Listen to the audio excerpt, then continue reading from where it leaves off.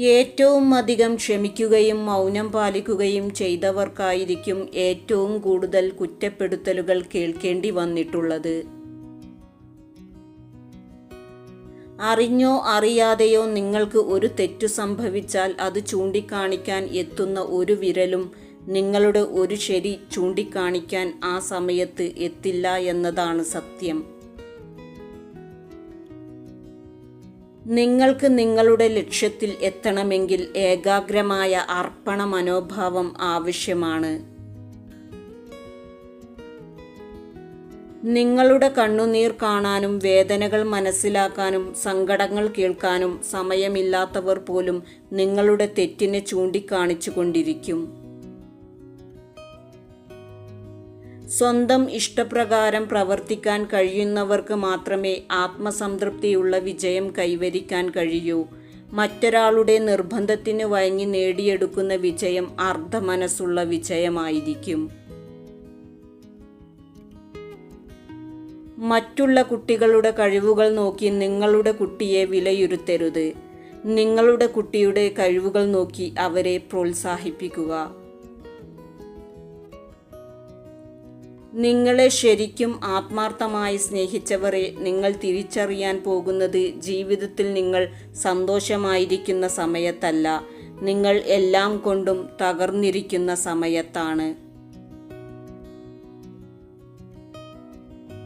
ഏതൊരു കാര്യത്തിനും നിങ്ങൾക്ക് പ്രതീക്ഷ വെച്ച് പുലർത്താം, പക്ഷേ അമിത പ്രതീക്ഷ വെച്ച് പുലർത്തരുത്. കാരണം ആഗ്രഹിച്ച കാര്യം അതുപോലെ നടക്കാതെയാവുകയാണെങ്കിൽ നിങ്ങളുടെ നിരാശയും വളരെ ആഴമേറിയതാകും.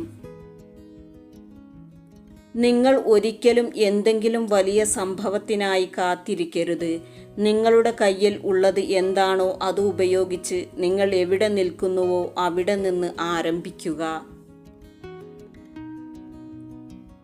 നിങ്ങളുടെ ഒരു സ്വപ്നം യാഥാർത്ഥ്യമാകുന്നതോടുകൂടി നിങ്ങൾക്ക് ആ സ്വപ്നത്തിനോടുള്ള ആവേശം നഷ്ടപ്പെടുന്നു. പിന്നീട് ആ സ്വപ്നത്തിലൂടെയുള്ള നിങ്ങളുടെ യാത്രയാണ് ആരംഭിക്കുന്നത്. ആ യാത്ര നല്ലതാകാം, ഒരുപക്ഷെ മോശവുമാകാം. ജീവിതത്തിൽ പല വേഷങ്ങൾ നമുക്ക് കെട്ടേണ്ടി വരുന്നു. സ്വപ്നങ്ങൾ പല കാഴ്ചകളും നമുക്ക് കാണിച്ചു തരുന്നു. എന്നാൽ സ്നേഹമെന്നത് നല്ല മനസ്സുള്ളവർക്ക് മാത്രം തരാൻ കഴിയുന്ന ഒന്നാണ്. സ്നേഹം അഭിനയിക്കുന്ന സ്ത്രീകൾ അവർക്ക് എന്തെങ്കിലും ആവശ്യം വരുമ്പോൾ മാത്രം നിങ്ങളെ ഓർക്കുകയും നിങ്ങളെ കാണുമ്പോൾ മാത്രം അമിത സ്നേഹത്തോടെ സംസാരിക്കുകയും പെരുമാറുകയും ചെയ്യും. ഏതു വലിയ നേട്ടത്തിന് പിന്നിലും അതിനേക്കാൾ വലിയ കഷ്ടപ്പാട് ഒളിഞ്ഞിരിക്കുന്നുണ്ടാകും.